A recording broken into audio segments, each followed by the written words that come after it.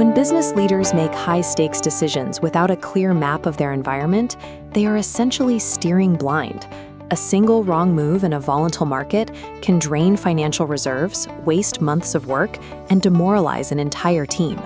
You need a reliable way to cut through that fog. That is where the SWOT analysis comes in. It takes the scattered data points floating around your organization and organizes them into a concrete, step-by-step strategy. To run this effectively, you need 3 things before you begin: a single-sentence objective to keep the focus tight, a group of 5 to 8 people from different departments, and your baseline market data, like customer feedback and financial reports.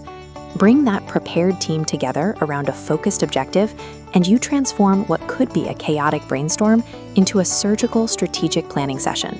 Let's build the framework. Step 1 is defining exactly what you are analyzing. Write a single, highly specific objective at the top of the board.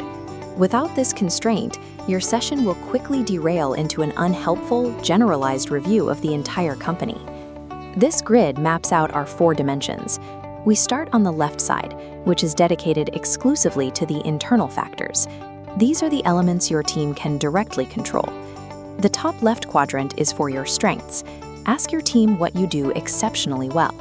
Look for distinct customer loyalty. Right below that are your weaknesses.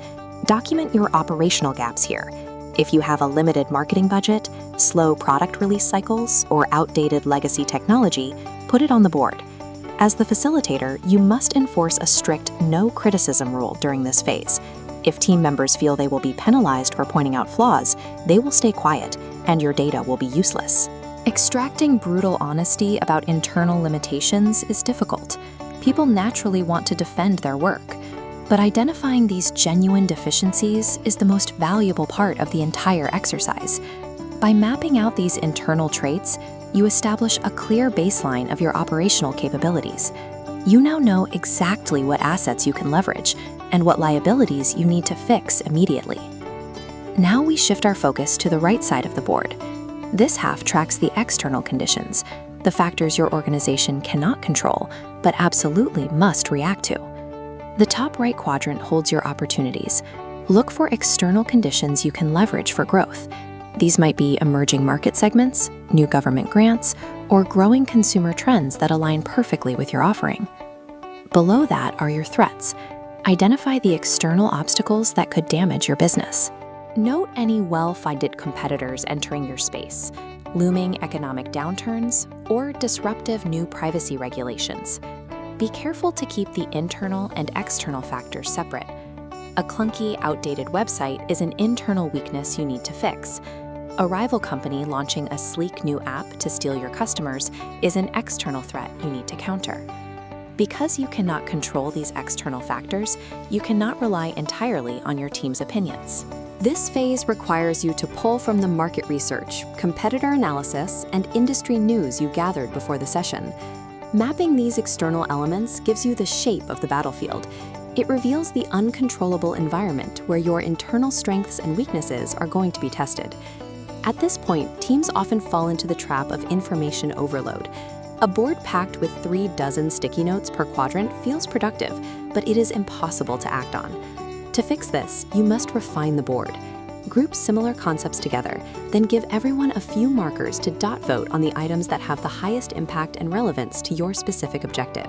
Keep the top 3 to 5 evidence-based items in each quadrant and eliminate the rest. Challenge any vague entries, making sure every remaining point is highly specific. A strategy built on 20 scattered observations creates paralysis. Distilling the board down to only the highest impact factors forces your team to make decisive choices. The SWOT board now gives you a clear snapshot of your position. But if you stop here, the exercise is useless. Describing your situation does not solve your problems. To translate these observations into tactics, we use an extension called the TOWS matrix. By pairing specific quadrants together, we can generate clear strategic maneuvers. We start with the offensive strategy. Draw a connection between an internal strength and an external opportunity to capture new market value.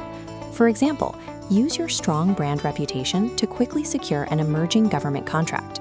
Next is the development strategy. Pair an internal weakness with an external opportunity. This shows you exactly where upgrading a specific capability, like translating your software, will unlock a new target market.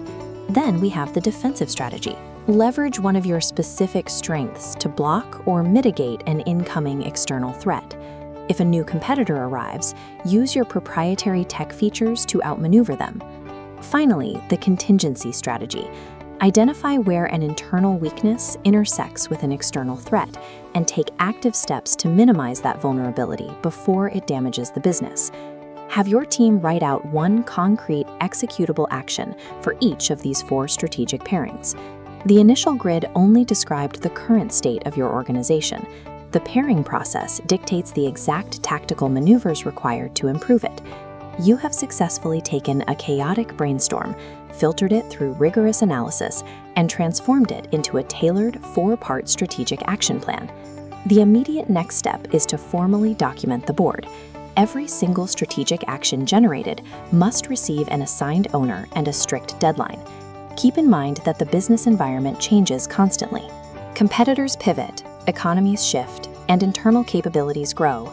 A static analysis quickly becomes obsolete. Before your team leaves the room, open your calendar. Schedule a recurring meeting for 3 to 6 months out to review your strategic progress and update the board with new data. Analysis is only as valuable as the real-world execution it inspires. Creating immediate accountability ensures your strategy actually leaves the room and goes to work for your business.